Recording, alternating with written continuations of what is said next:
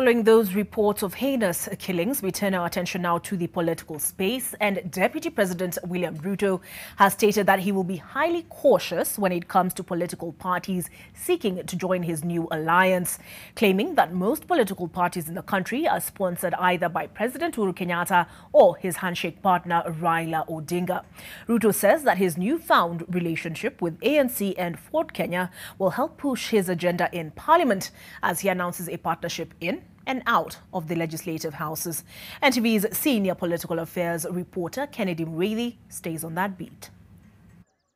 For Deputy President William Ruto, everything appears to be in place for the 2022 elections after teaming up with ANC's Musalia Mudavadi and Ford Kenya's Moses Wetangula, as he looks to be closing the door on other political parties, labeling them as sponsored parties. Although he is opening up space for parties to come in and seek a partnership ahead of 2022, the DP says he will be cautious about who he works with, essentially ruling out the majority of mushrooming political parties, most of which are based in Mount Kenya. When we say sponsored political parties, I think you know them as much as I do. And you know who the sponsors are. And you know who are being sponsored. And they are even unapologetic. You know, they say we are this and this political party, but we support this group because those are their sponsors.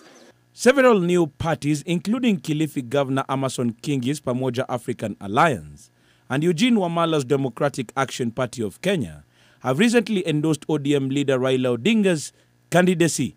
And pushing the agenda that is even though he is open to a coalition, the DP has been hesitant to embrace political parties in Mount Kenya, such as Gatundu South MP Moses Kuria's Chama cha Kazi, former Minister Mwangi Kionjori's The Service Party, National Assembly Speaker Justin Muturi's Democratic Party, and Martha Karua's NAK Kenya. These are not parties that have been formed for purposes of winning any election. These are parties that have been formed to camouflage, you know, the ugly past of some parties so that they look different from who Kenyans know them to be. The DP stated that a technical committee was now working to tie up loose ends on a coalition deal between his UDA, Ford Kenya, and the ANC, which he claims will adhere to the provisions of the Political Parties Amendment Bill. The rest of the details of our relationship will be in subsequent documents. You know, any relationship between parties will be filed with the registrar of political parties at an appropriate moment. So you might have just to wait a bit for you to get those details, and they will be public. With the coming together of the three political parties, its leaders anticipate approximately 150 MPs. The new political lovebirds' first item of business is to work together in both houses of parliament to reject or push amendments through.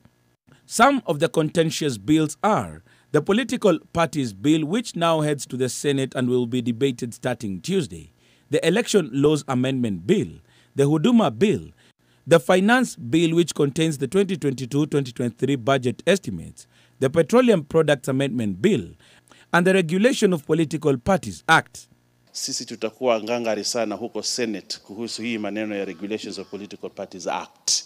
Kama vile mlituona pale National Assembly, pale bunge la kitaifa, pia pale Senate tumejipanga. Party members have therefore resolved to oppose the proposals in the finance bill to tax people of this country any further.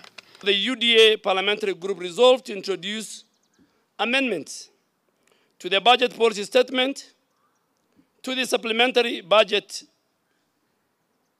in order to allocate enough and adequate resources to caution Kenyans from the harsh economic conditions. The UDA parliamentary group has also resolved to amend the budget policy statement in order to increase the allocation to the counties to near 35%.